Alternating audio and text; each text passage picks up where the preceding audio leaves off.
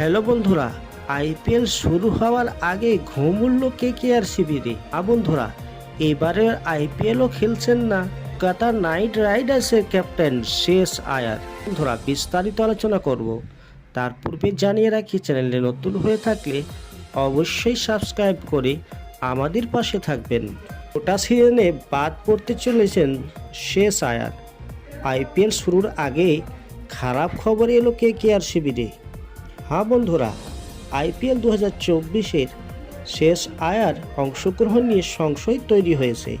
Indian premier লিগে শ্রেয়স আয়ারের চড়াও পুণ্যযাত্রা আরেকটি মোড় নিয়েছে। কলকাতা নাইট রাইডার্স 2022 সালে তাকে দলে নিয়েছে এবং অধিনায়ক হিসেবে নিয়োগ করে শিরোনামে উঠেছিল।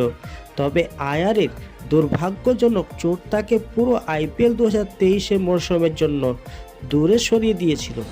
এবারেও আসন্ন আইপিএল মরশুমের জন্য কলকাতা নাইট রাইডার্সের অধিনায়ক শ্রেয়স আয়ার এবারেও সেই চোট সমস্যা।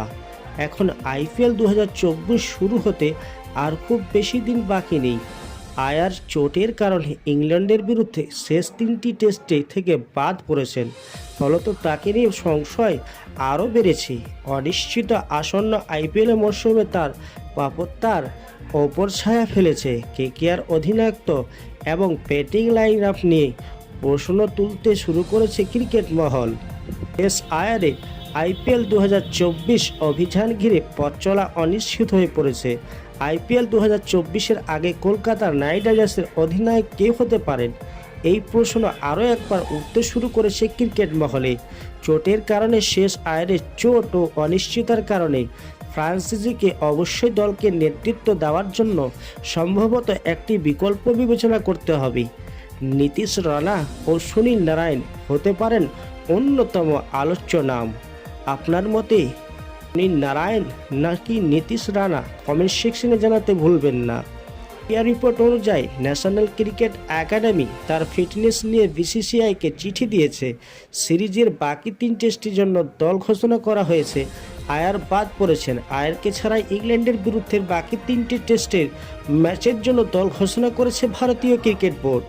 আয়ার বেশ কয়েক মাস ধরে পিঠের সমস্যায় সাথেই লড়াই করছেন। গত বছরও এই সমস্যায় ভুগছিলেন তিনি।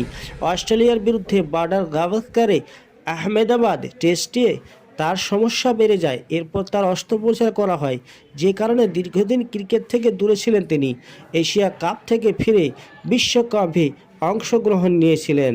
বন্ধুরা, আয়ার কি অস্ত্রোপচারের কারণে আবারও 2024-এর আইপিএল অনিশ্চিত রয়েছে। তিনি খেলতে পারবেন না বলে জানা গিয়েছে। বন্ধুরা, ক্রিকেট আপডেট পাওয়ার জন্য অবশ্যই চ্যানেলটিকে সাবস্ক্রাইব করে আমাদের পাশে থাকবেন সর্বপ্রথম নোটিফিকেশন পাওয়ার জন্য। ধন্যবাদ।